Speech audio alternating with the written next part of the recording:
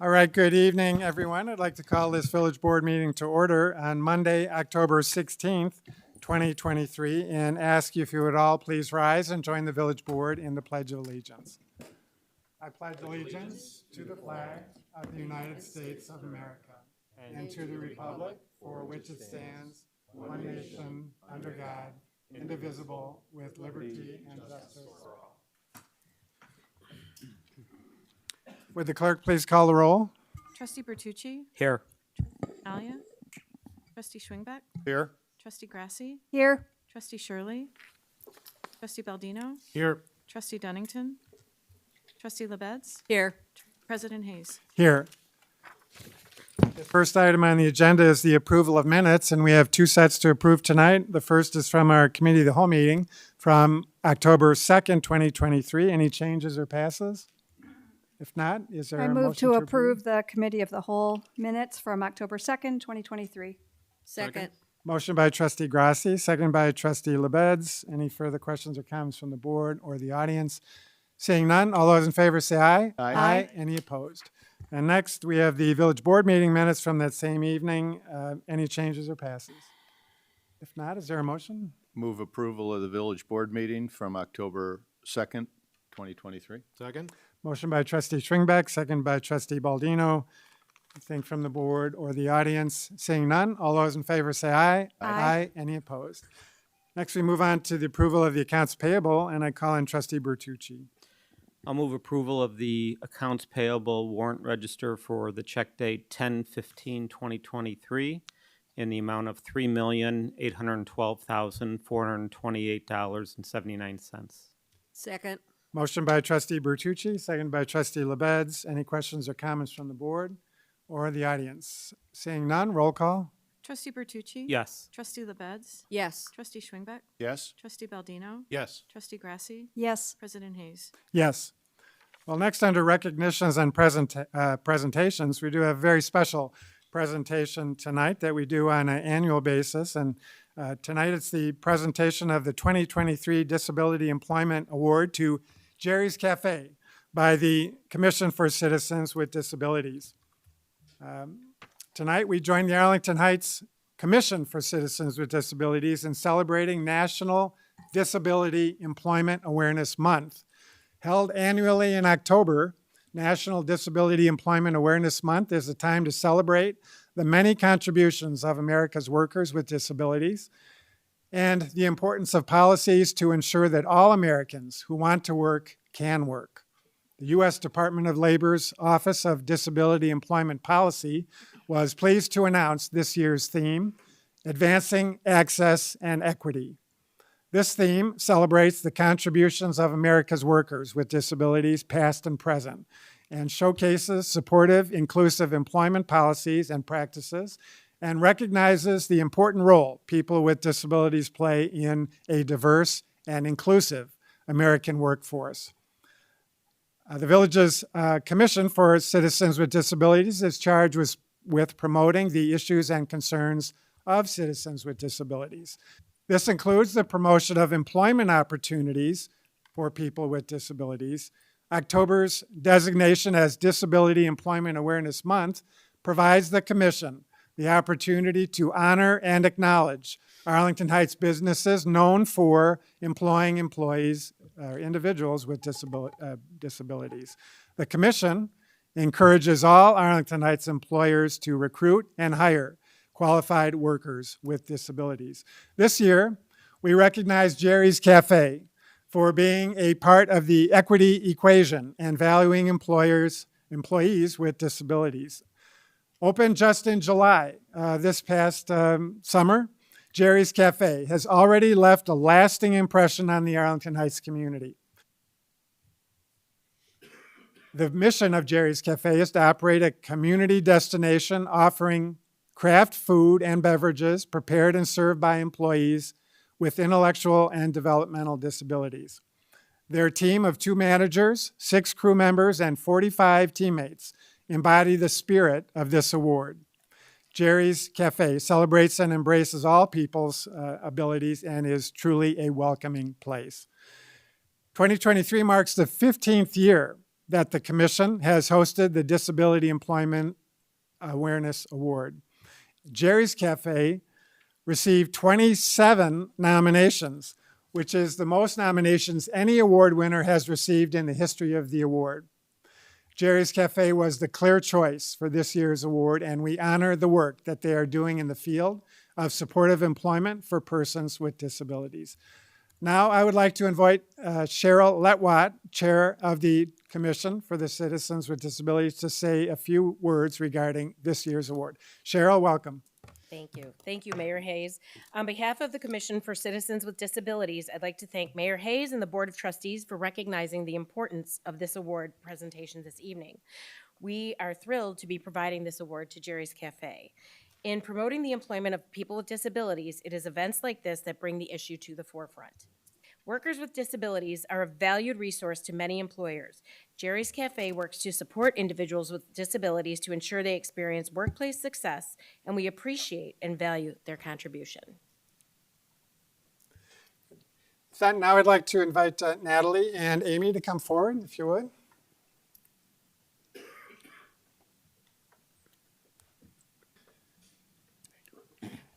And Nicolle, do you have the award? Okay, yeah, come on forward up here. We forgot the most important thing. And I need some help with this microphone. Here we go. I think I got it now. Okay.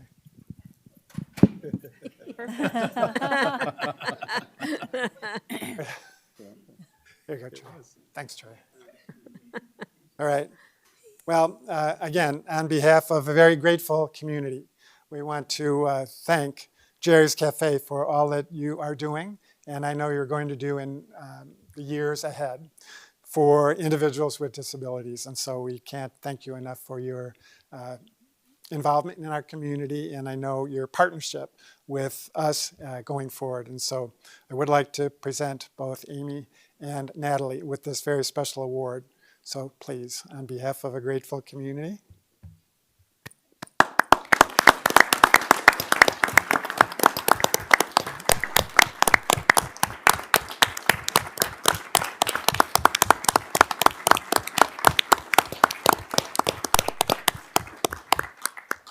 Well, I have to admit that yesterday was my first opportunity to actually go, don't go away, you got to say a few words. Actually visited for the first time since the grand opening, Jerry's Cafe, and was very happy to enjoy the Duffin, the apple cider Duffin, which was, I recommend it to all of you. And so I've heard so many good things about your food offerings and the service and just everything that you've done so far in a very short period of time. Here you are only 2 months into your operation and you're already winning awards. So congratulations to both of you. And so, Natalie, let me give this to you. Thank you so much. Thank you for this honor and this recognition for hiring people with disabilities at Jerry's Cafe. Amy and I saw a void in our community for opportunities for adults with disabilities to be hired. Businesses were just not hiring people with disabilities. Amy and I wanted to make a change. We wanted to start a business that would say yes to these individuals who had heard no so many times throughout their life. Jerry's Cafe did hire 45 adults with intellectual and developmental disabilities in our cafe. They are all people who live within our community, and they are employed. They went through a 6-week job training program that was paid job training. They are paid competitive wages. And since August 26th, our grand opening, these individuals are contributing to the success of the cafe's daily operations. The employees within the cafe are mostly independent in their jobs, and the various cafe jobs include dishwasher, sandwich maker, salad maker, food expediter, barista, cashier, table washer, and greeter. And these employees are showing off their abilities. We see the results of our cafe offering these opportunities to individuals, for the most part, who have been isolated at home without having much engagement with the community. We see friendships being developed. We see confidence growing. With each individual, we see the pride that they feel and the sense of being valued. We see success in their abilities to perform the cafe jobs. Many are cross-training and learning new jobs within the cafe, and some have stepped into leadership roles where they are training their peers. We know that Jerry's Cafe is a place of opportunity. It's also a place of community engagement. We have seen the customers respond, as we knew they would, in a very positive way. And we are seeing their awareness and acceptance of all individuals with all different abilities. We hope that other businesses will take notice and think about opening their doors and offering opportunities and employing individuals with disabilities. We thank you for this award tonight. We thank Mayor Tom Hayes and the Village of Arlington Heights for the partnership and support of our nonprofit business and our mission over these last 5 years.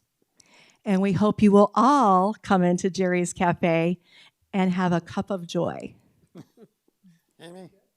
All right. Thank you. Thanks, Matt. So, have all the commission members come forward, if you would. All the members of the Commission for Citizens with Disabilities and the staff liaisons, please.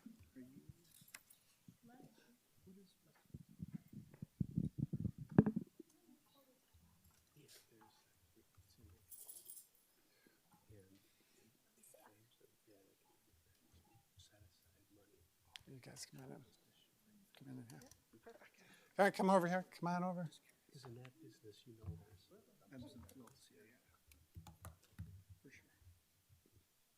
Okay, I'm gonna count down to 3, 1, 2, and 3, 1, 2, and 3, and 1, 2, and 3.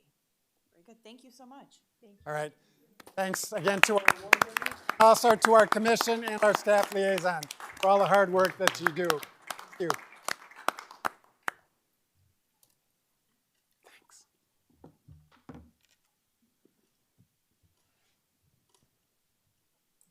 Nice job. Very nice, congratulations to you. Nice to see you.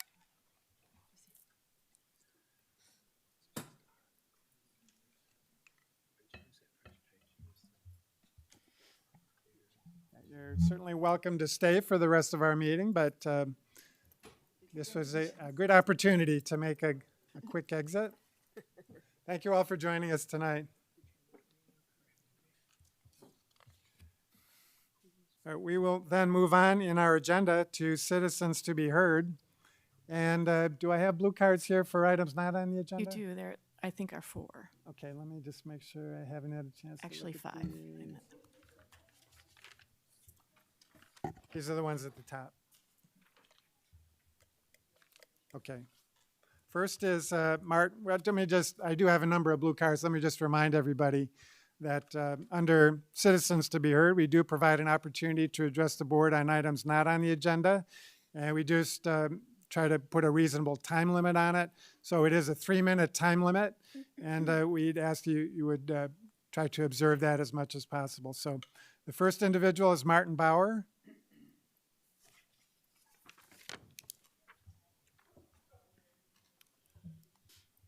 Good evening, Mayor Hayes. Good evening, trustees. I've shared what I have to say already in an email earlier today, so you already have everything. But just for the public to also hear, let me bring you back to the issue of Paragon Mechanical, which has been going on, we all recognize, for a number of years. I trust the board to make decisions that benefit the community, as well as balance the need both for planning and for consistently applying the village code, but also recognizing the importance for restraint in order to avoid government overreach. In other words, I'm hoping for common sense in the board's decision-making. 2 weeks ago, a lot of that was on display, and I was really proud seeing it. But it seemed like at the end, patience wore a little bit thin, and at the end, you and the petitioner were apart really by only one item, and that was the item of whether a flower bed or a landscape bed needed to be planted at the southeast corner of his property. The petitioner had already agreed to making an $140,000 investment, but also said that one additional piece was going to put him over the edge, the additional $40,000. And so I just wanted to make an argument that that particular piece really isn't necessary. If you look at the picture in the information that I sent you, there is traffic signals, there's utility poles, there's power lines, there are traffic signs. That's really what the unsightly frontage is made up. It's not really the lack of landscaping. Second, I went up and down Arlington Heights Road twice, even just today, coming north from Elk Grove Village, thinking of that property as a gateway property is just not representing the facts.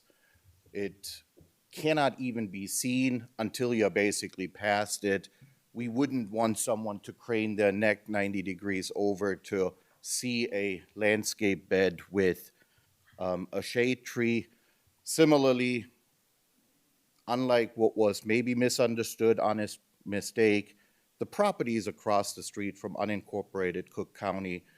There is not going to be any development. There is not going to be any beautification as a result. There isn't really going to be any asymmetry. And so I know that you will have to consider this in the context of an ordinance. And so I just want you to ask yourself whether it's really the right thing to compel a good local resident and a small business owner to spend an additional $40,000 on a landscape bed that cannot be seen when entering the village from the south, that is of no consequence when exiting the highway, that has no counterpart across the street on the east, is obstructed by utility poles when coming from the north.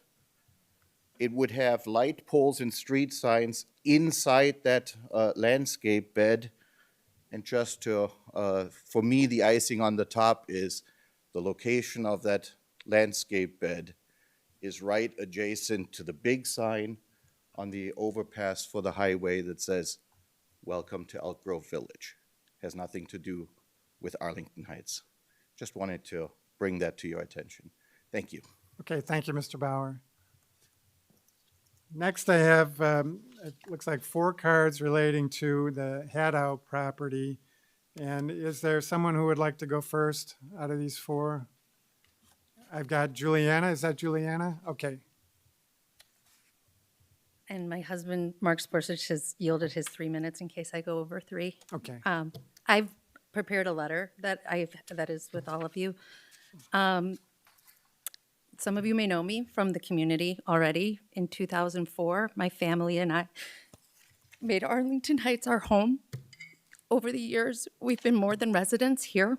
We've been active members of this wonderful village. We've coached soccer and volleyball, helped organize block parties, led Girl Scout troops, been active in local schools and PTA and government, and cherished the friendships and the memories that we and our children have been privileged to create here. I'm here to address our property at 415 North Haddow Avenue, which is clearly a source of great heartache for me. Our dream was to remodel a home in the neighborhood that we love, Rec Park, to give it historic craftsman appeal, as well as updates for the future, including solar panels. Yet what followed was a devastating nightmare. A contractor left us with a home that is not complete and a heartbreak that words cannot fully convey.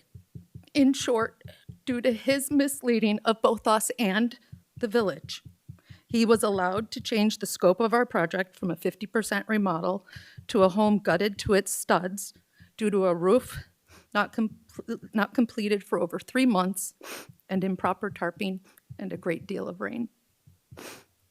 This is only the beginning of the problems that he caused at our home. The document that I've submitted to you, a letter, outlines just some of the trials that we have faced as we sought accountability from the contractor, taking on a legal battle that is ongoing, about to reach settlement. It is draining us financially, emotionally, and physically. Yet the challenges have not ended there. We have encountered issues related to permits, inspections, and what we believe to be a disconnect between our concerns and the building department's policies and actions. We understand the village and some neighbors have been frustrated by the time that this property has remained unfinished. We agree. We have lived this long and agonizing journey. We've moved 3 times in 3 years. However, throughout this ordeal, my husband and I have pursued resolution, and I would love the opportunity to talk to any of you on one-on-one because it goes on and on, the number of things that we have tried. In our dream of finishing the property and returning to our home, we've communicated with the building department every step in the way, including when the water first came into our home, and questioned the contractor. We've taken legal action at our own cost against the contractor. We've paid multiple experts for their assessment of the property and what needs to happen to fix it. We've sought multiple bids for the necessary repairs. We've paid for multiple sets of permit revisions due to the damage that our contractor did to our home before walking off on the job, having been paid well over 6 figures. We have already also explored options for grants we could apply for, investors who might be interested in trading properties, and recently selling the property that we dreamed of returning to in our pursuit of an escape from this horrible situation that we are in. We understand that to date, the appearance of this property may not reflect our desire for improvement due to our ongoing challenges, but we remain committed to finding a solution. I also want to add, I said in the letter, but we have a few neighbors here to speak on our behalf. We have not reached out to neighbors to speak to our behalf because we intended to move back to our home. We do not want to be a source of division in a community that we love because people disagree about what we should be doing. And if that's what it takes, I will reach out to our friends in the community, and I think you would be flooded with people who would speak on our behalf.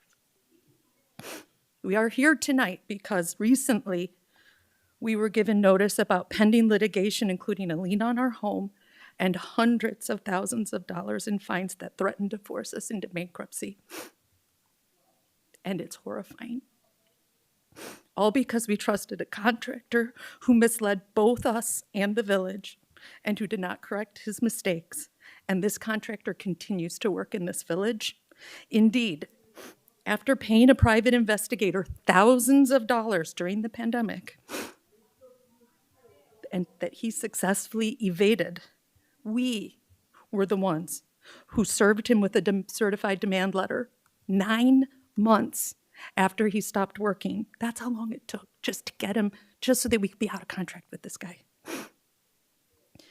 Because we waited for him at a property where we know he had a permit to work at in the village, just down the block from us. When we received notification of potential litigation against us, the village attorney sat down with us and expressed an interest in helping us resolve this situation out of court, and we are deeply grateful for that gesture. And we hope that we can proceed down the path that he has started. We are asking that you read our letter. Please allow us to have any time that you can spare to discuss our experience with you one-on-one and to use whatever authority that you have to encourage the building department to continue to work with us outside of the court system to allow us to finish or sell our property that we have listed it with a local real estate agent without the distraction of the threats of truly horrifying litigation. All right, thanks, Juliana. Mark Sporsich, did you want to say a few words also? Okay, thank you. Okay. And we do have Chris Salaturo.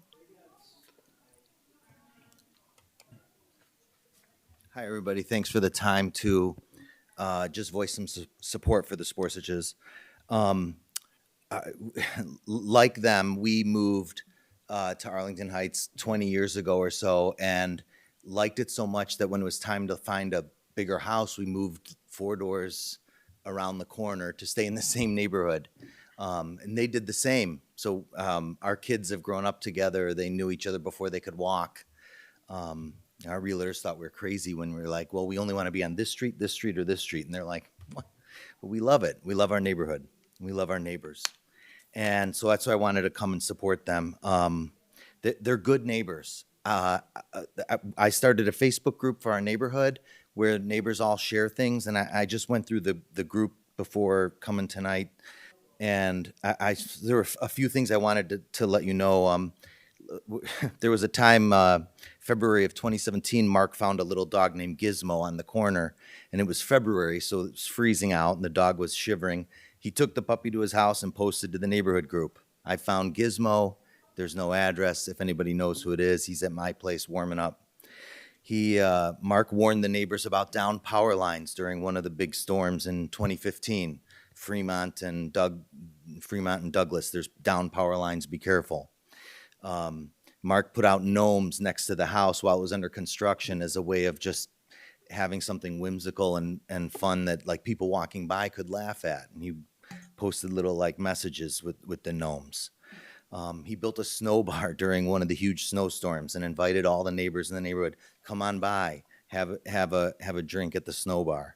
He used his snowblower to clear neighbors' driveways and walkways, including one neighbor who was a single mom living alone now, and another neighbor who was elderly. He allowed his neighbors to use his driveway during Frontier Days, so friends could all park there while they were going to the festival. He's a good neighbor. As their family grew and they wanted to invest in the neighborhood, you heard this storm happen, and it really wasn't their fault that a storm happened, and it wasn't their fault that the contractor deserted them. And so I just wanted to urge you guys to like do whatever you can to represent us as citizens, residents of the village with kindness and empathy. They had to uproot their family, move their children. They lost friends, they lost neighbors, they lost their pets. And now they're at risk of losing their life savings. Like it could be millions of dollars of fines if that goes through, if that policy goes through. And I just would like you guys to please represent the residents of Arlington Heights with the same kindness and empathy that you would want from your neighbors. I walk by the house every day. I know it's an eyesore, but like there's a lot of eyesores in our neighborhood and nobody's doing anything about any of them. And it's fine. That's what happens. I'm not worried the house will fall down. It doesn't seem to be a threat. And so I just want to help good neighbors. So if you guys can help that, I'd appreciate it too. Thanks. Right. Thanks, Chris. And Sophia?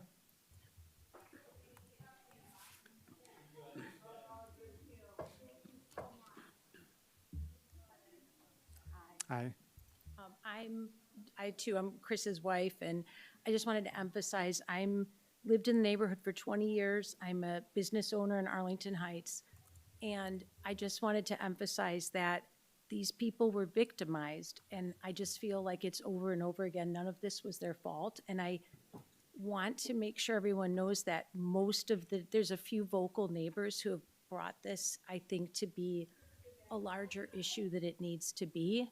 And we've always been a neighborhood that supported each other and helped each other and put up with what people were going through. And it's probably maybe 2 people in the whole neighborhood who have been coming forward and complaining. If the rest of us had known earlier that this was going on, there would be hundreds of people here.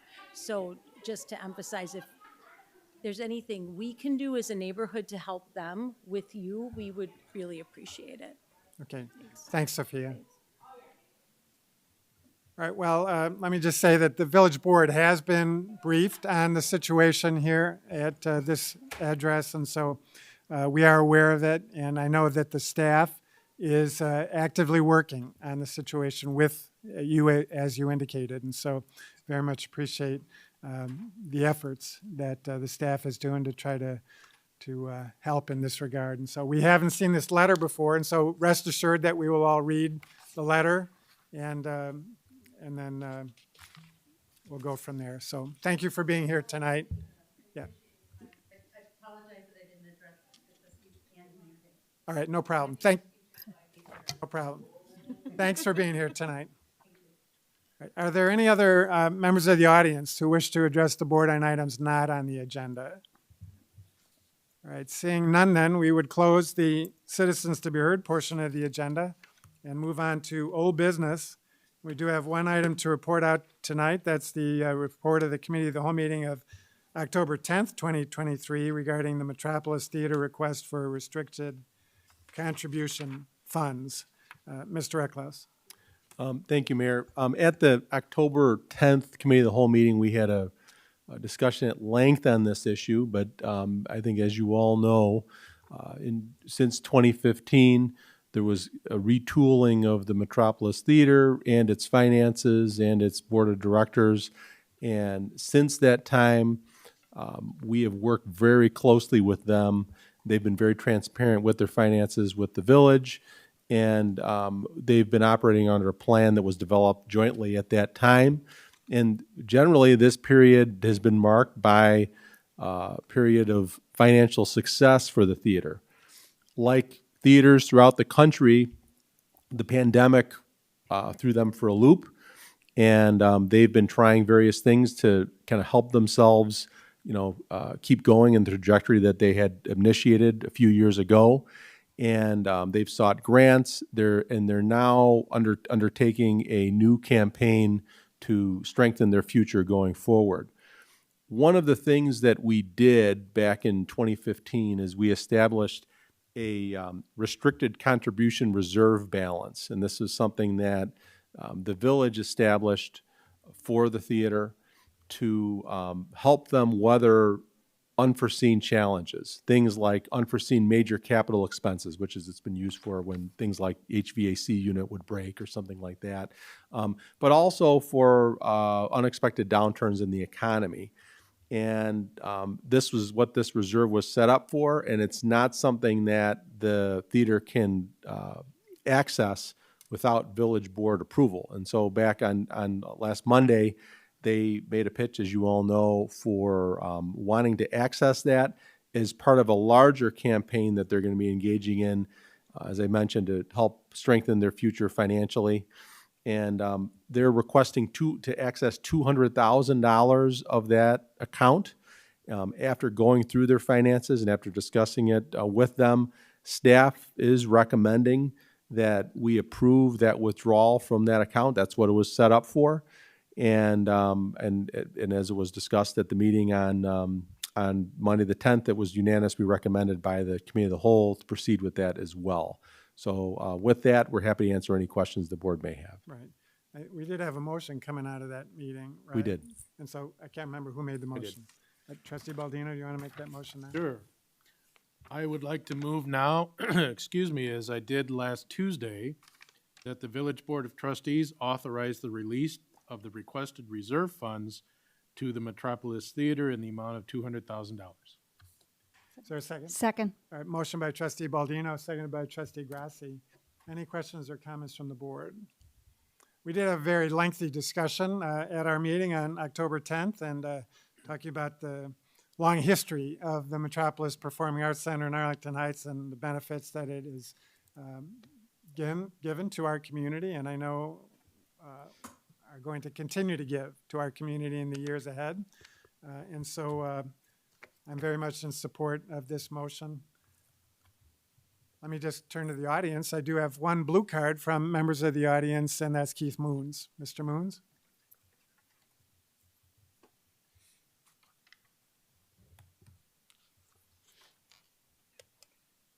Thank you, President Hayes.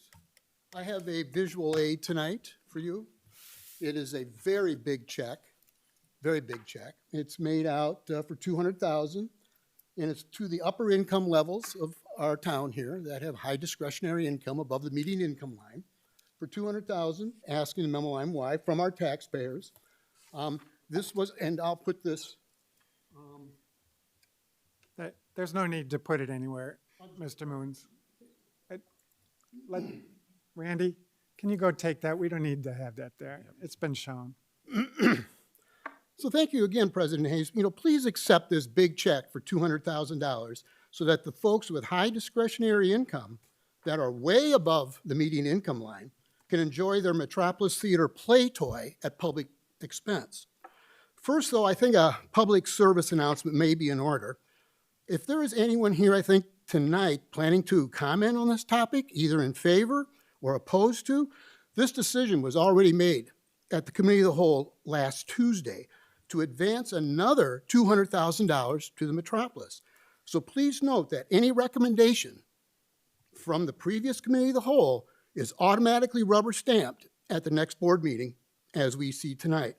Although I would appeal to the chair, to the president, to ask any board member to abstain from voting on this issue due to a possible ethics violation and a financial conflict of interest.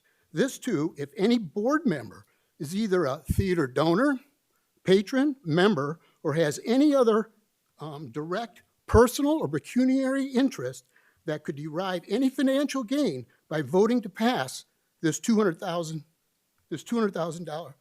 tax subsidy to the Metropolis. So I'd ask if they would abstain if they fit that description. Thank you. All right, thank you, Mr. Moons.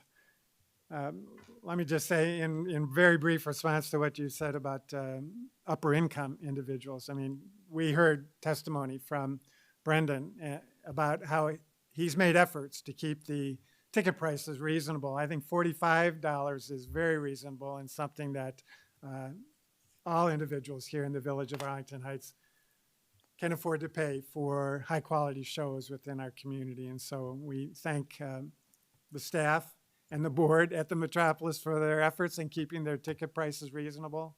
And I think you get a lot of bang for your buck. And just in response to Mr. Moon's concerns about where this money is coming from is very clearly explained last time at our meeting, and again explained here by Mr. Ecklaus that these are coming from reserve funds. And so they're not coming out of taxpayer pockets. And so I think this is money very well spent, and it's going to a very worthwhile cause, one that's going to benefit our community in the months and years ahead. So any further questions from the audience? Would the Metropolis like to make any comments? Okay, thank you. Thank you. Yeah, Trustee Bertucci. Just a few things. One is that, just to clarify, I believe those funds were reserved out of the food and beverage tax. Is that correct? Or the Arts and Entertainment Fund, Yeah. which comes from food and beverage tax, correct? Okay, that's what I thought. Secondly is, just for clarification purposes, I'd like to address the village attorney as I do not believe it's a conflict, but since it was brought up, I can't help but ask our village attorney.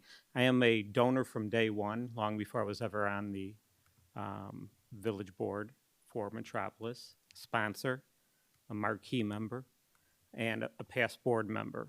I will continue to always support Metropolis. And Mr. Passman, do you believe in any sense or way of my being a donor, a sponsor, and a marquee member, or a past board member is in any way a conflict of me voting? No, I do not, Trustee Bertucci. Okay, thank you. All right, anything further from the board? Anything from the audience? All right, we have a Trustee Schwingbeck. Yeah, just a quick comment. At the meeting last week, I certainly had a lot of questions. I appreciate Metropolis answering those questions, and I was certainly satisfied with all the answers that they gave. So I support this as well. Okay. Anybody else on the board? And seeing nothing else from the audience, we do have a motion and a second. All those in favor say aye. Aye. Aye. Any opposed? Well, thank you again to all those at the Metropolis for all the great work that you do for our community, and looking forward to Christmas Carol. Starting when? November 25th. All right. Thank you all. We have no other old business, and so we'll move on then to the consent agenda. Any members of the board wish to remove an item on the consent agenda? Any members of the audience wish to remove an item on the consent agenda? Seeing none, any members of the board wish to vote no or pass on any items on the consent agenda? Seeing none, I'd entertain a motion to approve. Move approval of the consent agenda? Second. Motion by trustee Baldino, seconded by trustee LaBedz. Roll call. Trustee Baldino? Yes. Trustee LaBedz? Yes. Trustee Grasse? Yes. Trustee Schwingbeck? Yes? Trustee Bertucci? Yes. President Hayes? Yes. Move on then to new business, and we do have one item to consider tonight. That's the Arlington Downs plat amendment for the property located at 3400 West Stonegate Boulevard. It's the plat of re-subdivision and variations. And is the petitioner present, Mr. Fursell? Welcome back. Thank you. Good evening. Glad to be back. And I am the attorney for Arlington Downs Residential, one of the owners of the parcels. And I was also here more than 10 years ago when the first plat of subdivision of Arlington Downs was passed and the original declaration of easements, covenants, and restrictions was approved and recorded. Over the last 10 years, very, very significant changes have taken place, including the modifications of the original plat 2 additional times. And we are here tonight to ask for what I consider a simple modification to the original plat of subdivision. If you want to go through the slides, the first slide shows the original 5-lot subdivision of Arlington Downs that was approved with the original plat. At that time, there was only one owner of the property, and that is the owner of the property in green, upon which the existing apartment 1 Arlington exists, which was a former or several former hotels. As you can see on the plat, the access points to the both Salt Creek Lane, Euclid Avenue, and Rolling Road are part of Lot 1. The reason that was done is because that is the only parcel that was under development at the time.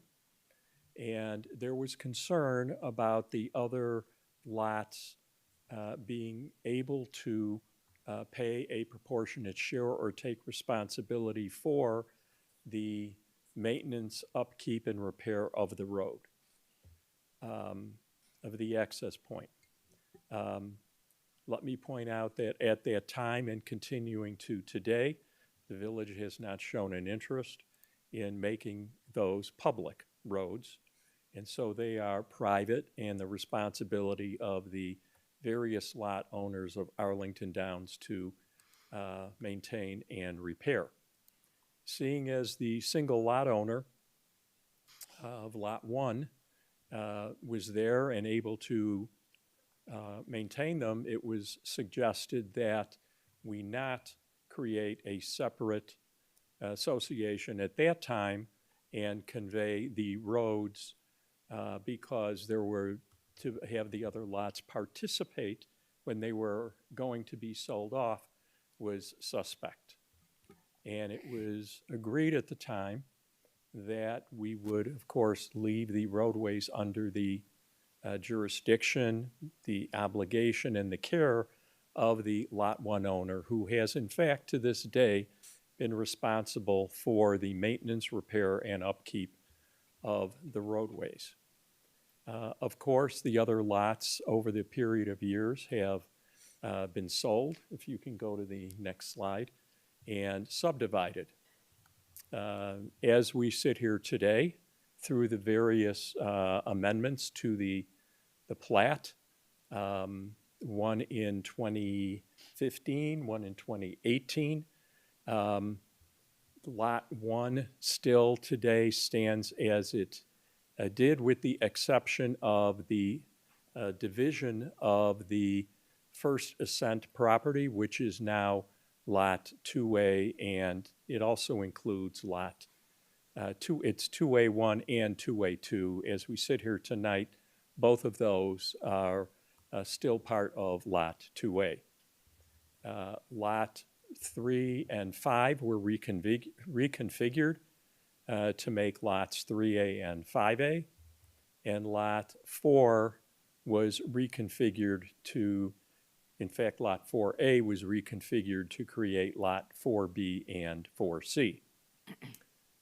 So this is the current layout today. As you can see in the light green up on the left where you see ADR4, it is contemplated that the owner of those two lots, it's not all of Lot 16, it's most of Lot 16, and Lot 2A-2 are, I believe, have submitted either plans or commenced the process of consolidating those two lots and constructing residential apartments, multifamily apartments on what will be the future Lot 6 as set forth in the declaration.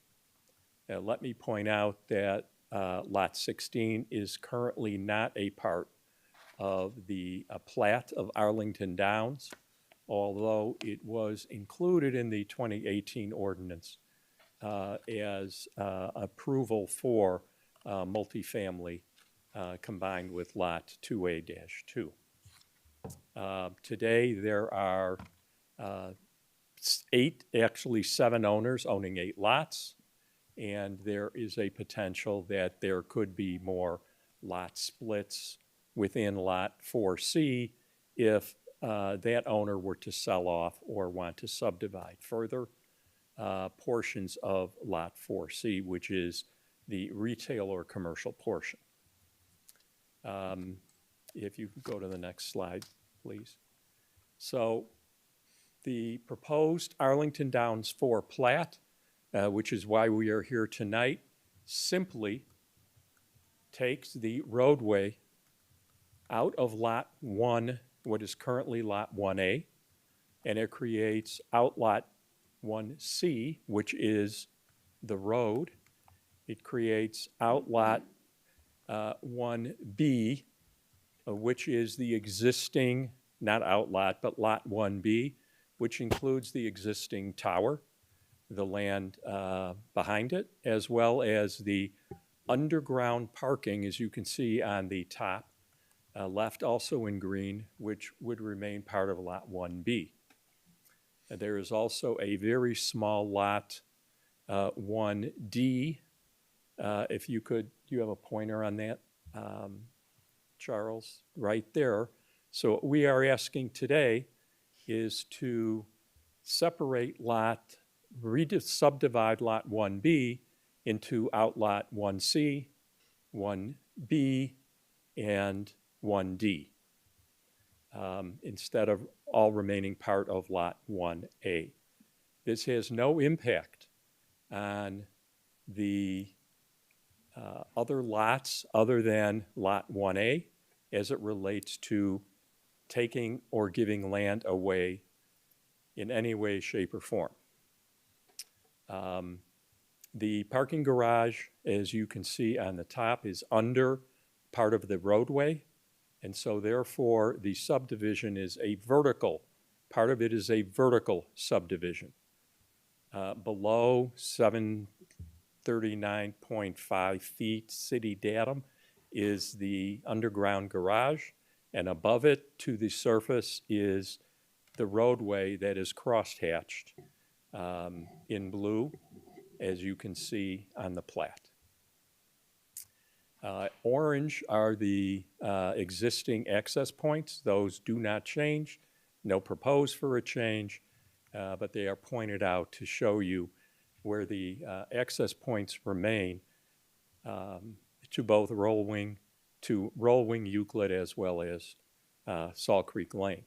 It is the intention of the owner of Lot 1A to convey the roads to a master association, which was created about 3 years ago, has been inactive because it doesn't have any property. So instead of the owner of Lot 1A assessing the other lot owners for their share of the maintenance, upkeep, and repair of the road, it will now be the duty and obligation of the master association to do so. If this was a publicly dedicated road, we would not need to revise the plat. And if it weren't for the Illinois Plat Act, we wouldn't need to divide the plat. But the Illinois Plat Act does not allow a lot owner to sell off a portion of the lot, such as this, due to various requirements of the Illinois Plat Act. Or we would have done this a long time ago. Let me also point out that about 6 years ago, I went in on behalf of the owner and created various tax parcels for the road and and lots 2A-1, 2A-2, and when the plat is recorded, the property index numbers will be identical to the property within those index numbers will be identical to what's on the plat. So we have anticipated this for a long period of time. However, because the roadway is owned by a lot owner and not this master association, it is assessed and all the owners are paying taxes on this roadway, which should be very, very minimal, and it creates a very significant tax burden on the various owners which shouldn't be there. That's one of the other reasons we are very interested in separating off the roadway and conveying it to the master association. In conjunction with this, the staff, let me back up, excuse me. When we recorded the original plat, we recorded a declaration. That declaration, although it was contained in the prior ordinances, that the declaration need to be updated to conform with the plat number 2 and plat number 3, which created lots 4B and 4C, and 5A and 3A. The declaration has not to date ever been modified. It still says lots 1, 2, 3, 4, and 5, which have not existed for several years. When we came in with the modification to the proposed modification to the plat, the staff said, okay, it's time, we have to amend the declaration, and we agree. It is time to amend the declaration. So we have prepared and proposed a modification to the declaration of subdivision that the staff has reviewed, has scrutinized. We have spent months and many hours with staff and have agreed to modify the declaration, not only as it is attached to the report, but additional modifications that the staff has requested that we have already put into the declaration that will ultimately be recorded. In other words, we have agreed to all of these staff recommendations. The staff had no additional modifications to the proposed plat.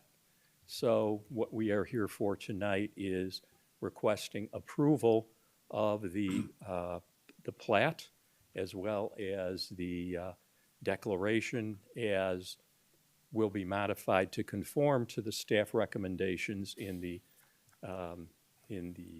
presume it will be in the proposed motion. One thing that I did do in conclusion is we have a requested waiver of first reading on this, and there is a very significant reason, two significant reasons we have done this.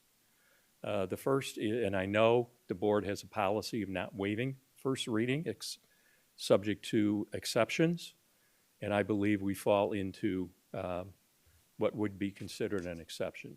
Two reasons. The first is that in order for the association to have their own tax bill and not tax bills for the various owners, we must record the plat prior to October 31st.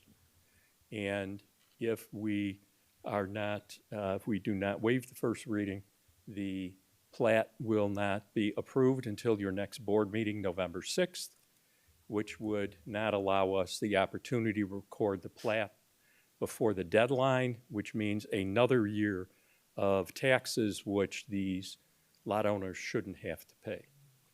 The second reason is that we have refinanced the apartment property. The apartment property was refinanced October, September, in July, and the lender, which is a federally insured lender, has given us only 90 days to modify the plat and the declaration in accordance with what you see before you. And if we need an extension of that, we have to start at square one with the servicer, have to modify all of our loan documents, and the estimated cost of doing all of that to satisfy the lender after they have given us 90 days to get this recorded is approximately $70,000 to $85,000 in cost to the developer. If the board is willing to waive the first reading because we have complied with the staff's request and have no issues with anything the staff is recommending, we can have the declaration finalized. We have already submitted to staff what the changes to the declaration would be to conform to the recommendations. And we could get, the plat is fully signed. It's sitting with the staff, subject to the execution by the village. And the declaration will be fully executed by all of the 8 owners as well as their lenders, which has been quite a chore, next week. So we could make the recordation date prior to the October 31st date for the plat and the October 28th date to satisfy our lender. So we are imploring the board to consider the waiver of that reading. With that, I have no further comments, and certainly we are more than happy to answer any questions you might have. I thought that you said this was a simple request. It is a simple request. We want to separate off the road. You could have just said that. No, thanks, Mike. You know me, Mayor I appreciate Hayes. it. I know I you're like to be thorough. Got to get your billable hours in. No, thank you for your very detailed explanation of what your request is. And I know the board has spent a lot of time going over the very lengthy materials and detailed materials of this simple request. So let me just clarify this waiver of the first reading. Is that why we've got the ordinance on the agenda Yes. tonight? Yeah, so just That's so correct. everybody understands because we don't usually use those terms, a waiver of first reading, but that means that usually when we approve something, we wait 2 weeks until we pass the ordinance. So now we've got the ordinance on the agenda tonight, so essentially we're doing what you're requesting. Thank you so much. And of course, we have been given the opportunity to review the ordinance, and we are in full concurrence with the contents of the ordinance. Right. So, Mr. Perkins, understanding that we don't want another detailed explanation, could you give us your brief comments? The only thing I will add is what the request is a plat of subdivision, which you see before you, and then 2 variations for 2 of the lots. The ones in green, I think it's 1B and D, because they do not have access, direct access to a public street. The private driveway can't be a public street because it doesn't meet any of our standards, and so it has to remain as a private street. So that there's those 2 variations.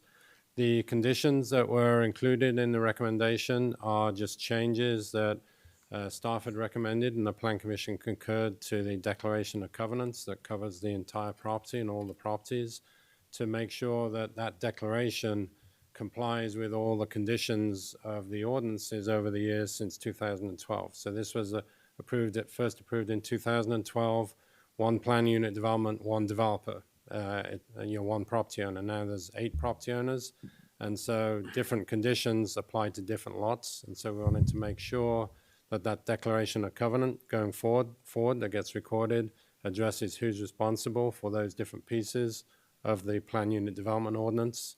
Those conditions don't change. We're just making sure they're in the declaration. The petitioner has provided the revised declaration, and it does address all of those conditions. So we're fully satisfied with that, and like I said, staff and Plan Commission recommended approval, and I'd be happy to answer any questions if there are any. Okay, any questions or comments from the board? Trustee LaBedz. Sorry, I have to ask a few questions. And I've been around long enough that I've been through this whole thing from the beginning, first on the Plan Commission. Yeah, thank you. So in some ways, that almost made it more confusing to read because I remember what it was originally when it was proposed and, this one single owner and all the, the proposals for it. And then over the years, changes being made, and that's fine. But I think I do understand what's going on here. I read and reread some of the material because really what it is more technical than anything else, I think, rather than the, what we often discuss on the board, which is more of like a new project and then, all the things having to do with that. But there were a couple of questions that I had, and you mentioned, Mr. Purcell, about alleviating the burden on the current property owners, the tax burden on them, and I didn't quite on these various lot owners, and I didn't quite understand how that works. Okay. And I think going along with that, I suppose, or maybe related to that, is the creation of the Master Association. Where did they get the money then to pay? Because they're the ones that are getting the money to pay the taxes, correct? Yes, what will happen and attached to the declaration is a schedule, an agreed schedule by all the owners as to what each lot's contributive share on an annual basis will be to the Master Association to pay all the expenses of the Master Association, which will primarily be maintenance, upkeep, and repair of the roads. And so right now, that agreement between the lot owners exists as it relates to what they're going to pay Lot 1A. So in practice, it's not going to change. I see. It's just that each lot owner will pay to a Master Association instead of the owner of Lot 1A. Okay. Okay. So basically more formalized. Yes, and as it relates to the taxes, we are in hopes that when we go to the assessor, that because this is now owned by a not-for-profit association, which is contributed to by various owners just to maintain and repair an existing road which serves all the lots, that the assessment of the taxes will be lowered significantly. As giving you an analogy, in a condominium, there's not a separate assessment for the common area. You get an assessment for each condominium or the garage spaces, but there's no separate assessment for the common area because that's included in the assessment of each condo. Or that's the same thing here.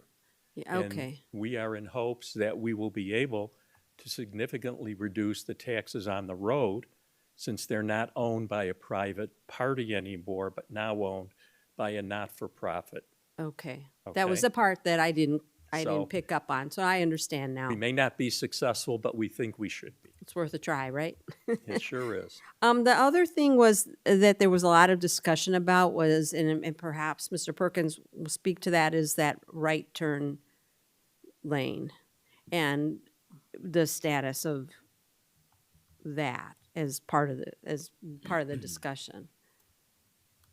So there are a number of elements in the recommendation and part of the conditions from one of the many ordinances over the years, one of which is if there are traffic demonstrated by warrant study from this development that triggered the expansion of a southbound turn lane on Rolling Road to go westbound on Euclid.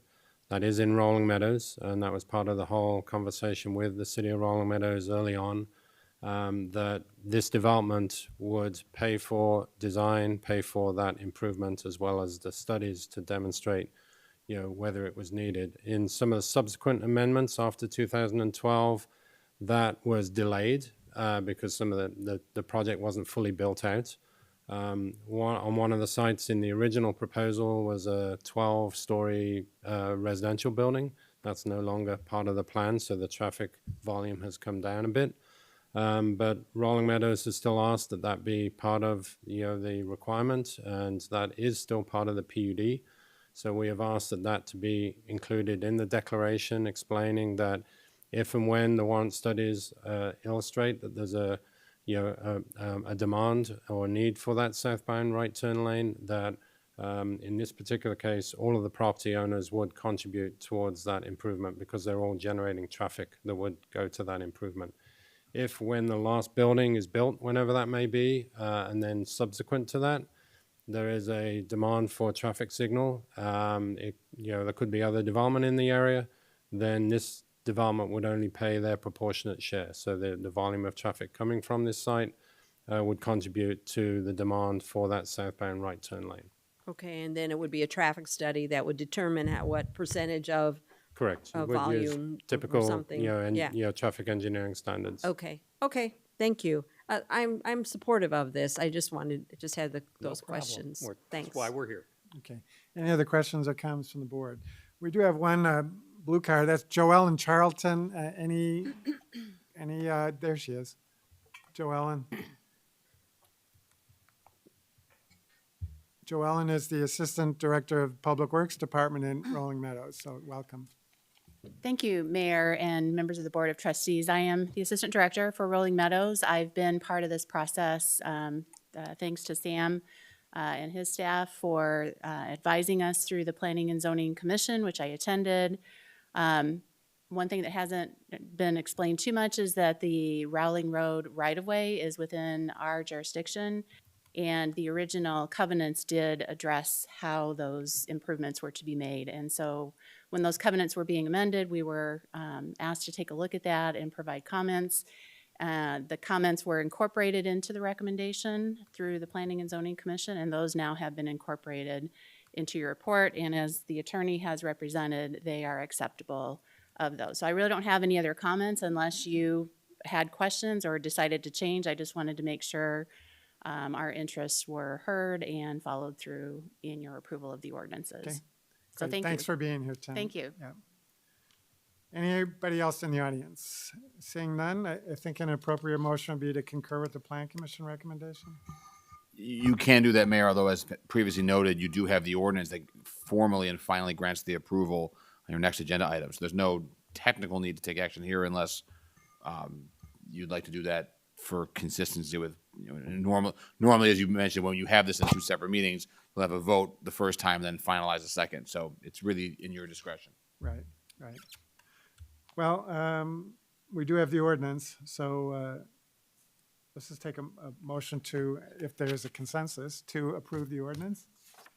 You Can we can do go, that? you can go straight to that and entertain that motion, Mayor. Yeah. I'm happy to.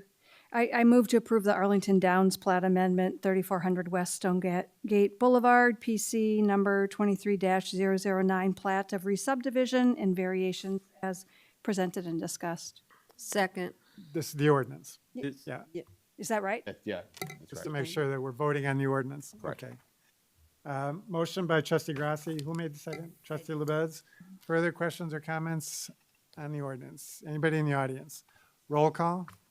Trustee Grassi, Yes. trustee LaBedz, Yes. trustee Schwingbeck, Yes. trustee Baldino, Yes. trustee Bertucci, Yes. President Hayes. Yes. There he is. Congratulations, Mr. Purcell, and we'll probably see Sorry you to back take here so much again time with sometime. my but- explanation. Thank you all very, very much. We appreciate your consideration, and as always, the staff input has helped make this, the declaration and the plat, a much better way to go for all involved, including the city of Rolling Meadows. So thank you all very, very much. All right, thank you, Mr. Purcell. All right, there is no other new business or legal, and so we'll move on to the report of the village manager. Mr. Reckles, you want to start? Yes, Assistant Village Manager McCool is gonna present this one, so I'll turn things over to her. Okay, good evening, Board. We're going to talk tonight about a potential new liquor license classification for limited on-premise consumption at packaged liquor establishments. And by way of background, the village staff was approached by an entrepreneur seeking to open her establishment in Arlington Heights. And her concept is a packaged liquor and cocktail kit supply store or cocktail boutique called Bitter and Sweet. And her business model envisions an upscale boutique providing all the ingredients needed to host an at-home cocktail party in the form of packaged products. So the idea here is you would walk into the establishment, you would say, I'm interested in a specific type of a cocktail. She would print out a recipe card, and they would walk you through the ability to purchase all the items to make that cocktail at home or to present a gift basket. So the establishment is looking to host cocktail mixology classes to educate and broaden their attendees' comfort level of making these cocktails at home. The classes would feature up to 3 alcoholic drinks that would be consumed during the class, as well as a potential for non-alcoholic drinks or called mocktails. And the pricing strategy is to make the classes accessible to as many people as possible, but to expect to charge a minimum of $50 per class, and a premium class would cost a bit more. Light food may be served as part of the class, and the business owner did expand an interest in potentially being able to allow on-premise consumption outside of the classes during all hours of operation. So when I was looking at this and analyzing this in terms of, how to see if I can potentially, we can welcome this new business to Arlington Heights, what she is seeking is not something that is permitted. As everyone knows, a liquor code for on-premise consumptions requires that there be a kitchen that has food service provided with at least 25 seats at tables, while the cocktail boutique would meet the requirements to obtain a Class B and Double B liquor license, which is for package sales. They don't intend to be a restaurant, they don't want to be a restaurant, and they would not have 25 seats at tables. So this means that the business cannot obtain a liquor license, and that's why we are here tonight. A liquor code would be required, a liquor code amendment, I should say, would be required by you all if you're interested in pursuing this. And as I was analyzing this business, and I did meet with the owner, she is here this evening, Janine. So she is here for questions should you have it. But when I was meeting with the business owner, I was reminded years back when I met with Robert Owings, the owner of Vintage's Wine, a fine wine merchant. He is located in downtown Arlington Heights, and I think he was one of the first liquor licenses that I presented before the board when I started here years ago. And throughout his course here in Arlington Heights, he did reach out to us about being able to offer on-premise consumption during classes, wine and champagne, that this was the request that he was getting from some of his clients.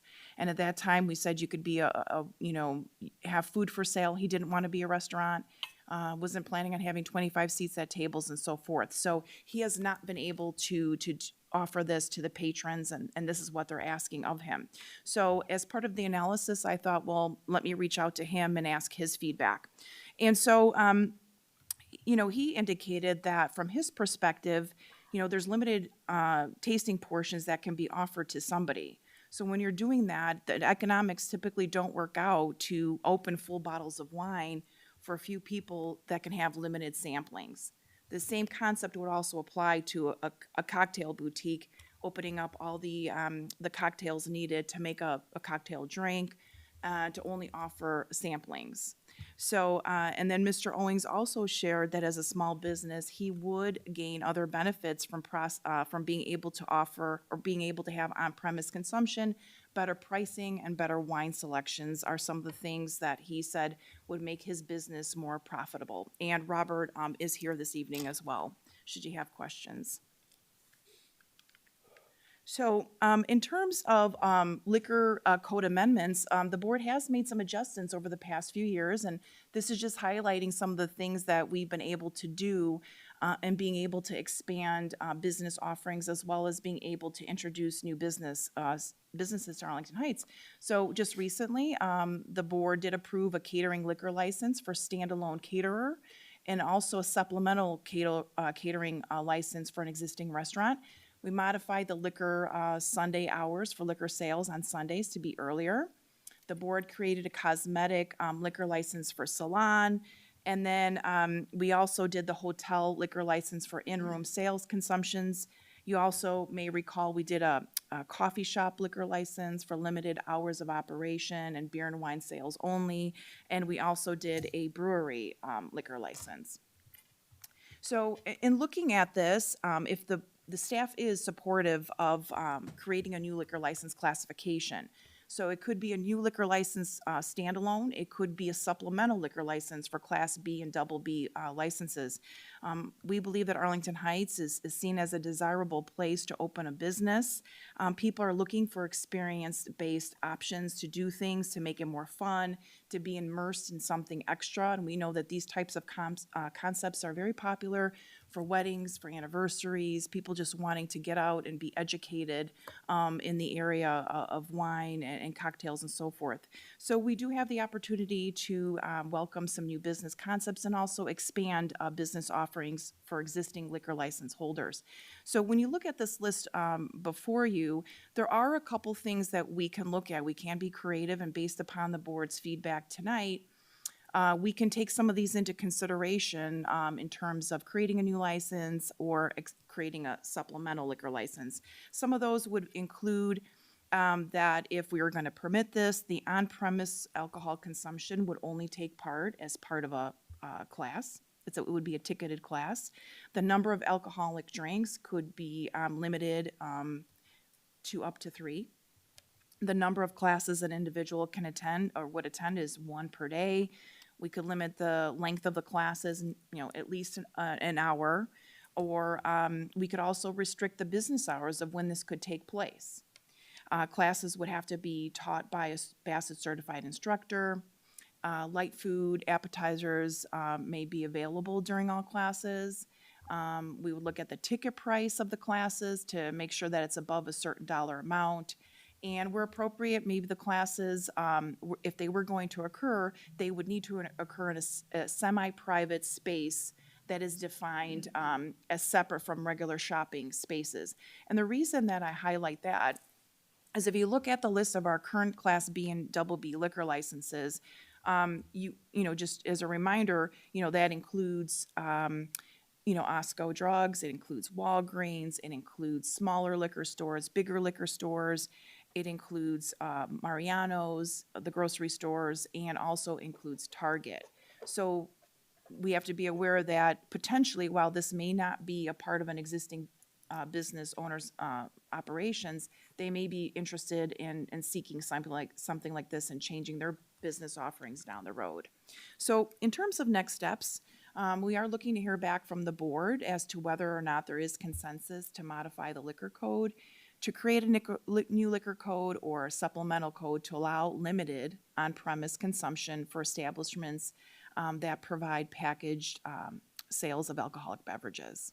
And then if there is a favorable recommendation, we can go back and work with legal in creating an ordinance that would be brought back to the village board at a future meeting. Well, thanks, Diana. And just so the board knows, Diana did consult with me over the past several weeks on this with the goal of bringing new, unique businesses to our community. And so, Diana, in her usual way of trying to explore ways to do that, has come up with, I think, a really reasonable and well thought out plan. I really like, Diana, all of these options that you put here in terms of the guidelines, restrictions, criteria for a business that would be subject to this new supplemental liquor license. And so very well done. I think it really meets the concerns that I had and meets the ultimate objective of welcoming new businesses, new and unique businesses to our town that might go somewhere else if we didn't allow them here. So well done.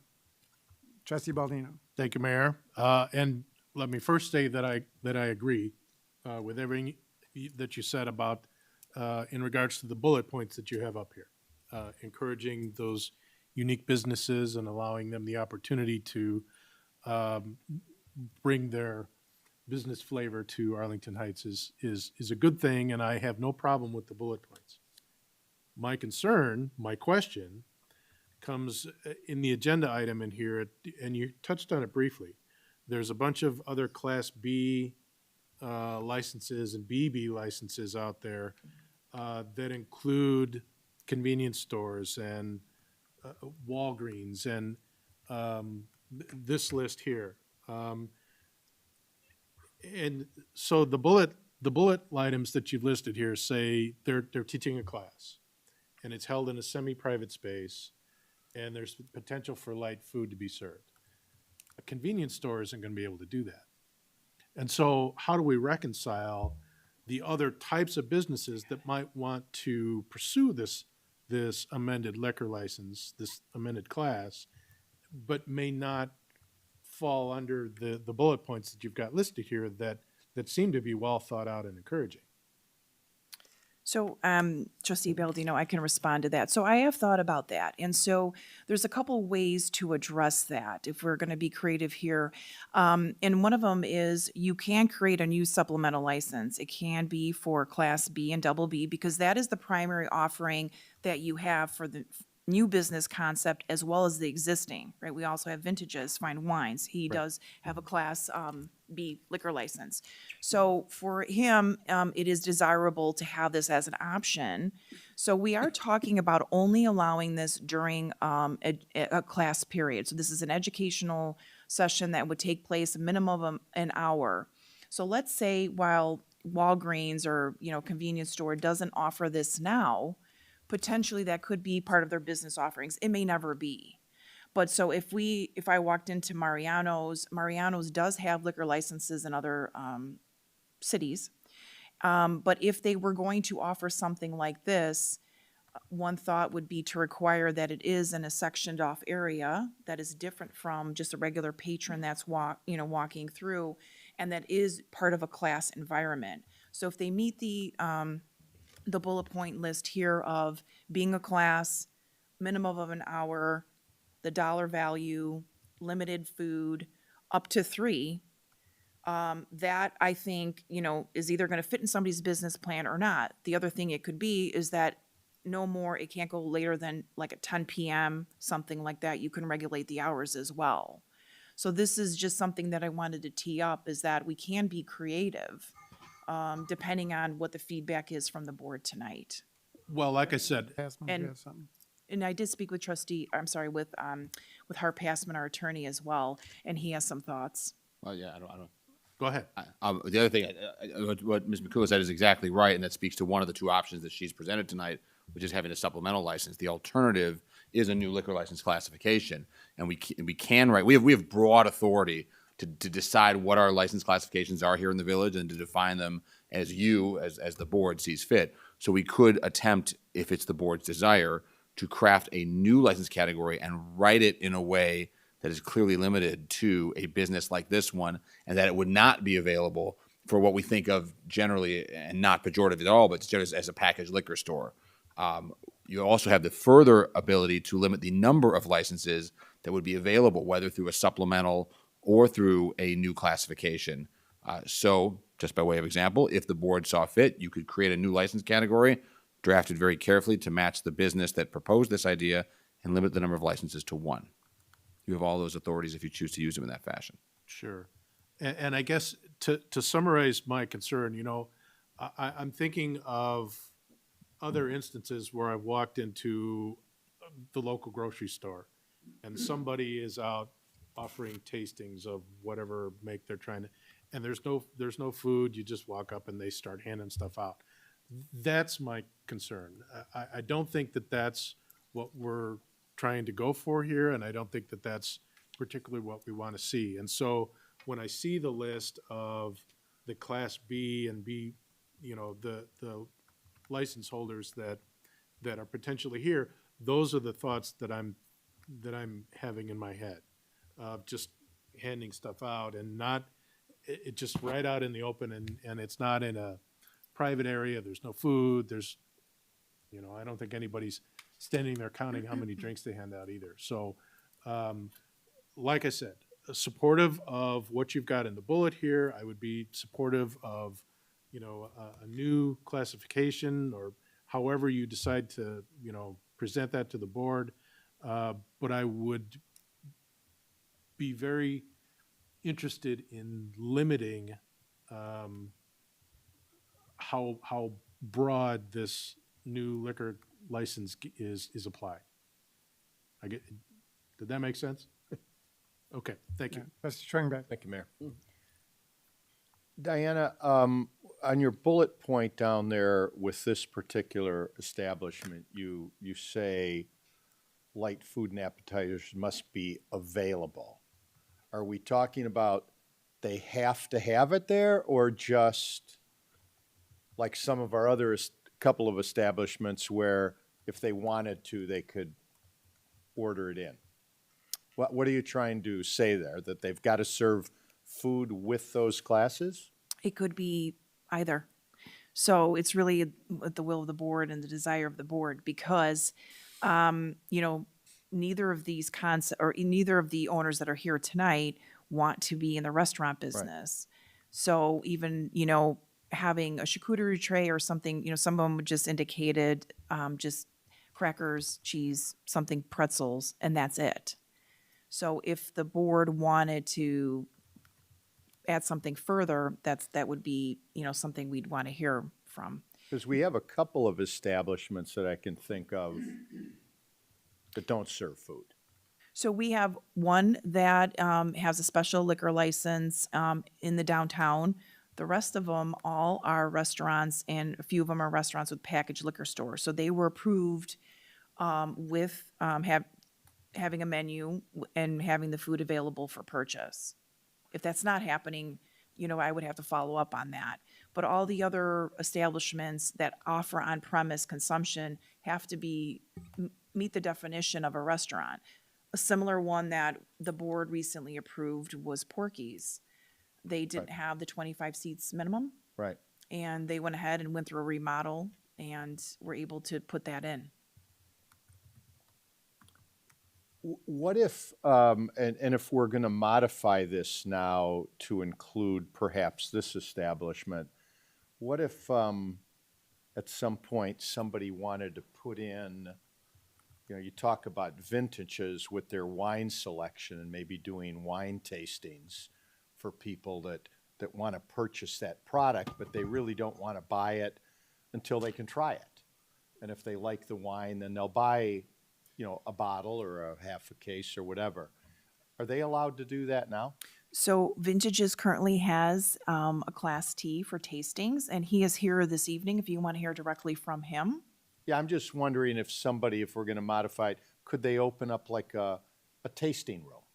Like you see in some towns where they sell their product, their wine or their spirits, and they have the ability to do tastings before you purchase the product. So the tastings that they're allowed to do are very limited quantity. Mm-hmm. Yeah, usually it is. It's five wines or. I think we're saying the tasting, the tasting allowance currently, not what we're talking about tonight, is very limited. Okay. Yeah.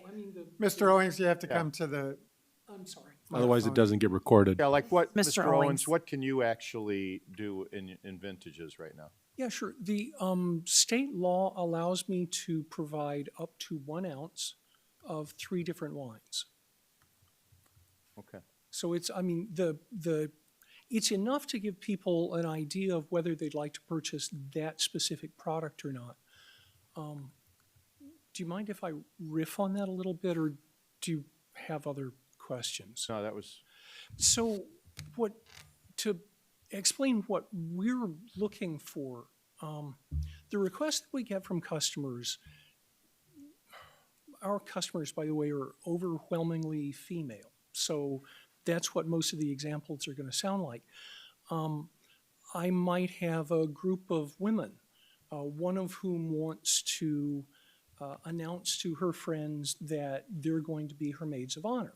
So she wants to bring in a cake, and they want to have some champagne, 2 or 3 different champagnes. They'd like to learn a little bit about it. But it's these things that we get requests for are events, and generally they fit within a specific time frame. We know about them in advance. Actually, we have to know about them in advance because you can't schedule the staff and you can't set up the things that you need to do the class without knowing in advance. And they also tend to be special. So like the group of women I just described, they want to taste 3 really nice champagnes. The total's going to be about $500.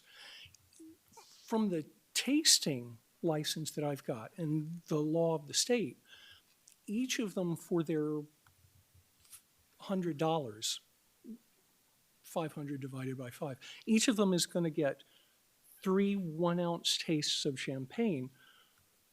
Nobody signs up for that. But if I could sell them a limited amount of champagne that they can drink along with the class, they're happy to do that. I mean, to get to $100 each, my prices are roughly what you'd pay at Pops for Champagne downtown. And you get my sparkling wit and my encyclopedic knowledge for free. So that's kind of what we're looking for. okay, thank you. Thanks, Diana. Sure. Before we go to Trustee Bertucci, Mr. Owings and Diana, would what he's proposing fit within what you're suggesting here? You would only be able to sell Up 3 to- glasses of champagne. Right. That was the thought. And, Janine is here. If, you want to hear from her, this was her business concept was up to 3. So Right. she may have 2 alcoholic beverages and 1 mocktail, or just a class with just 2 on-premise Right. But consumption. Mr. Owings, you'd be able to do what you're suggesting in an hour for those ladies? Do they generally limit it to an hour? Sure. So the other thing about these events, Diana talked about limiting the hours, for instance. So this is something people do to start the evening. This doesn't happen at 11 o'clock at night or 10 o'clock. This happens before 6 o'clock. I mean, we've been doing tastings for 20 years. What we find, well, actually, all of the tastings that I do, just tastings, I stop at 5 o'clock, because at 5 o'clock it turns from a tasting into a drinking, and that's not what I signed up for. I'm a package store. Yeah. And actually, I think the village code limits tastings to 8 p.m. They have to be done by 8. So those limits work for us and work for the customers that we're looking for, but they probably don't work for some of the establishments that you like. If I'm a convenience store, I'd like to do this 24 hours a day. I don't want to do it during my prime business at 5 o'clock, 6 o'clock, when there's 1,000 people rushing through trying to get something on their way home.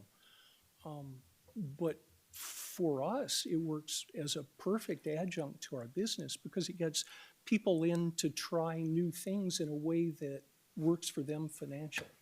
What I'm asking is, could those events that you're describing be done in 1 hour? Oh, I'm sorry, yes, absolutely. Okay. And is the that hour what the hour that I mentioned was something that came from my discussions with Janine, is that at a minimum, it would be an hour class. So this isn't like you're going to maybe a small liquor store and you're gonna, it's 20 minutes and you're gonna have a class and you're gonna have 3 drinks. Right. The intent is to have it at least be an hour. And Janine said for some of her other classes, it could be 2-hour class. Right, so what are you contemplating in terms of? At a minimum, time an limit? hour. Minimum hour? Yes. No more than 2 hours? It could be longer as long as they're not having more than 3 cocktails. It's okay, they can linger. I don't really have a problem with it. Okay. Trustee Bertucci? Thank you, Mayor. I like this conceptually. I'm very pro business, creative ways to do business. The only thing that I would say from a procedural standpoint, I guess it would be, is normally when stuff like this comes before us and then it goes back to staff and it goes through a commission or whatever, and I'm, obviously this isn't something, plan commission, zoning, nobody. So I'm thinking, and maybe I'm, maybe you guys were already gonna do this, is this something that would fall in the purview of the Arlington Economic Alliance?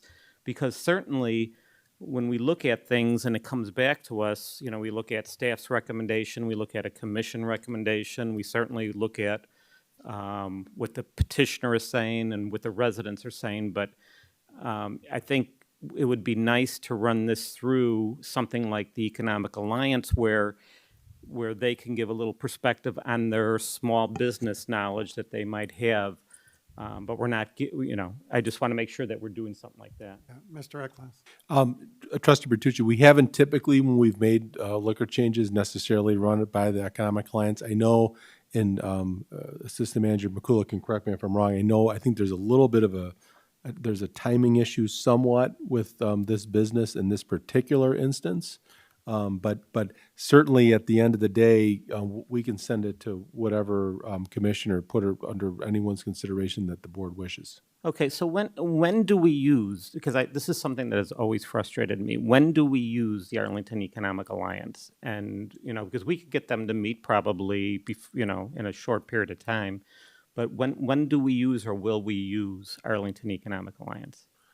I think whenever the board wants us to, there's not it's not like the Plan Commission or something that has a set, something automatically goes there, but some of our advisory commissions like the Citizens with Disabilities, Senior Commission, Environmental Commission, Economic Alliance, they're typically used kind of at the request of the village board. Okay, well, my thought would be this would be something that we might want to use for. I just hear so many people on the Economic Alliance who have great ideas and who can present maybe ways to help these business owners even further and craft something. And some in the past 10, 20 years that I've been involved in town and on the chamber board and stuff, that often the members of the Economic Alliance have, past members and current members have felt like we don't use them enough. They didn't feel like, we're not being used, we're not being, appreciated, type of thing. So, I would recommend that we run something like this through the Economic Alliance. So. Trustee LaBedz? Thank you. Thanks for going down. I have a kind of a different question. I was contacted by a business today, and yes, I think Trustee Grasse, in fact, I know Trustee Grasse was also contacted by the same business, whose owner gave me permission to use her name, and it's Andy Rule from Thrown Elements. And she was very interested in this, thinking that it would be something that she could utilize in her business, that would allow people to have, classes. But I don't know that she was thinking in terms of classes regarding teaching about alcoholic beverages. It was more her classes that have to do with her pottery classes, and then being able to provide on-premise alcohol for sale as something that would aid in her revenue stream, basically. But it doesn't sound like this would fit into something like that. Would you? I can respond to that. Yes, I did speak to the owner about a week ago, just a little over a week ago, and I told her to look for the material when it went live on Friday. And she did express an interest in just having liquor sales as part of her just business model, which, you know, turns it into kind of, you know, I spoke to her about, you know, distinguishing that between being a bar. So her business offering, certainly she has an interest in expanding that to liquor sales. We don't have that type of a classification. So we, you know, have been, you know, doing one-offs. The salon came before us and said, hey, you know, we have an interest in being able to sell. So we created a license there. So the board still has the philosophy of not having bars in the community, right? We just have one liquor license that is specific, that doesn't have food. So we have had, you know, along the way, different businesses that have expressed a similar interest that could be considered experience-based. They're a pool hall, golf simulator. She's like a pottery studio. We've had art studios. We've had wood carving. We've had, you name it. There's a lot of different types of businesses that want to offer on-premise consumption. So that is something that staff could revisit and go back to, but we did look at that years back. And the decision was not to change the code to, you know, to try to fit in these types of businesses. But, you know, things have changed and the board has changed as well. Yeah, I know. So she would not fit the definition of tonight. This is specifically to, you know, somebody that wants to be a packaged liquor store, which is Vintages right now, and that is Bitter and Sweets concept. She has been looking at other communities, which is, you know, why I met with her directly and, you know, talked with the mayor as liquor commissioner, which is what I've done in the past with any of the types of new concepts to try to move things along at a quicker pace, knowing that, you know, as staff level, I can't make these adjustments, that they do have to be, it's a policy decision by the board, which is why it comes directly to you. Would a business like Thrown Elements, to me, it seems almost similar to something like a salon that would offer, you know, single serve wine or things like that. I know that, you know, this kind of is getting off track of what we're discussing tonight, but I'm just trying to think, you know, a little more broadly, given that she brought this up to me and to Trustee Grasse today, and who might also have some comments. Are you done? I can be done, yes. Okay, Trustee Grasse. Thank you. Yes, first I want to say I am in support of a new license category to really support our businesses and creative ways to do different kind of business, unique businesses. And I think I spoke with this particular business owner after you did, because I think she was thinking about some themes. And tell me if this might be going along with this unique sort of a new category. You know, she was thinking that they could make some hot chocolate mugs, but she could serve hot chocolate with Rum or peppermint something? schnapps or something. So it'd be kind of a theme like pottery with appropriate cocktails. So I don't know if that's different. And again, this is very specific, but it sounds like there are businesses who want to be here and new and creative, unique situations for a different sort of category of liquor license. So I'm open to that, and I think that might be something that whatever she comes up with could be determined by what we decide as a board. But yeah, I'm receptive to looking into this. Mr. Reckles. You know, and I think all of those things, you know, certainly can be considered if that's the will of the board. And I think this item was related very much to Vintages and the other potential business. And so, you know, we kind of put this together quickly to kind of continue to be in the hunt with this new business. But, you know, if that's something that the board wants us to broadly research, you know, it's just something that takes some time to make sure that we're looking at it from all different angles.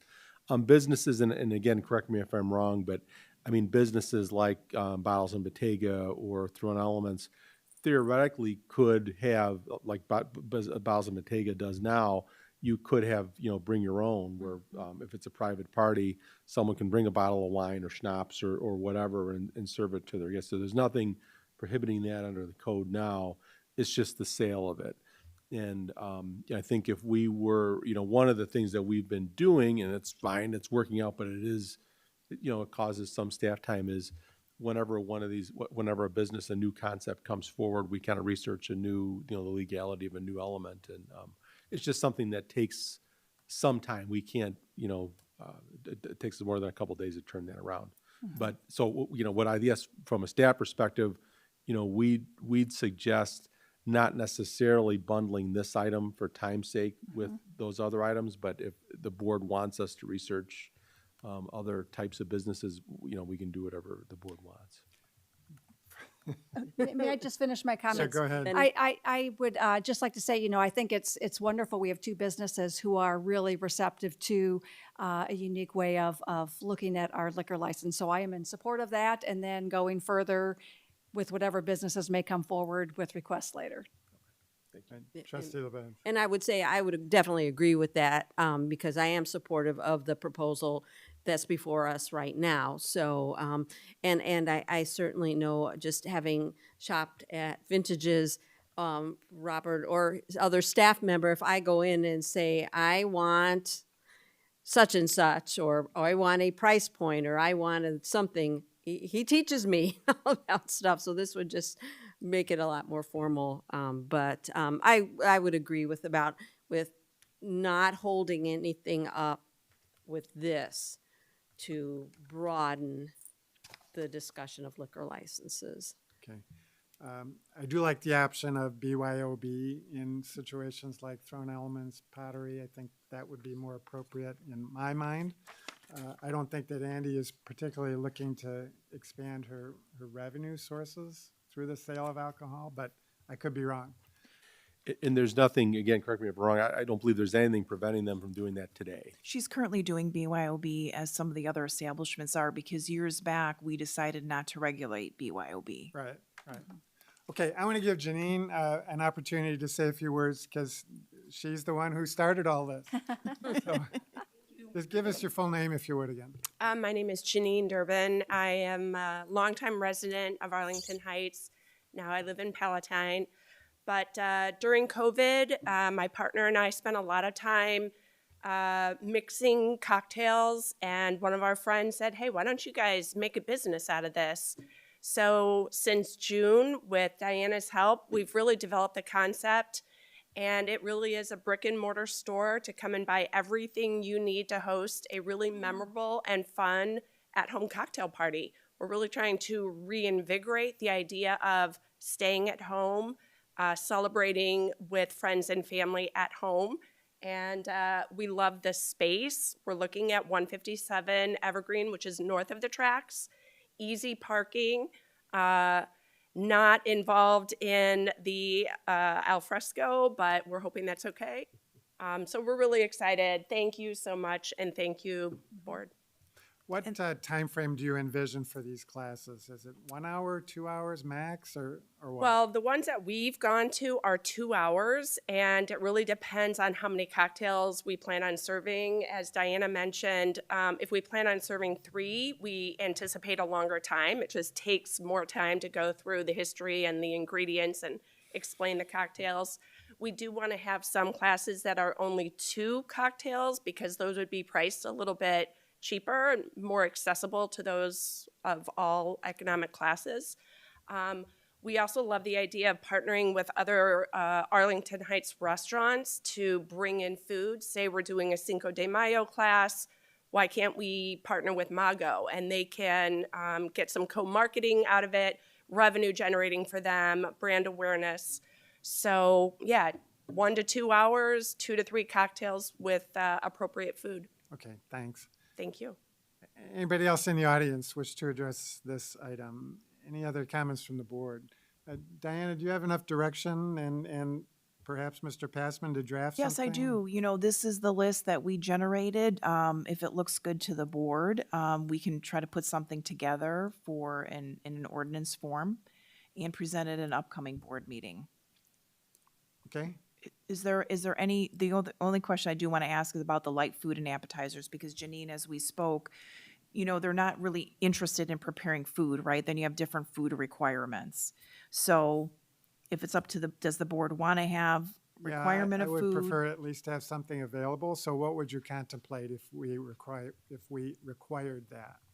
Yeah, if we are offering 2 cocktails, we were not anticipating offering food, but with 3 cocktails over 2 hours, like a charcuterie board, a bread board with different dips, something where you're filling your stomach. You're not just drinking alcohol for 2 hours. That's what I'm envisioning as well. Yeah. Yeah, and if that's a requirement, I think we're fine, but we still like the idea of partnering with local restaurants. So we would still have food available on premise, but would love to just partner with other local establishments. Right. And Mr. Owings, you're nodding your head. You'd be okay with that as well.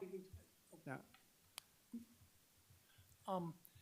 Yeah, the issue for us, once you start talking about food, then I've got to put in sinks and wash stations. We're not asking you to do that. We're just right. asking food to be available. Exactly. If I'm saying, yeah, I got to walk across the parking lot to Fausto's or walk around the corner to Jewel, then right. Absolutely, we're totally on board with that. Okay, great.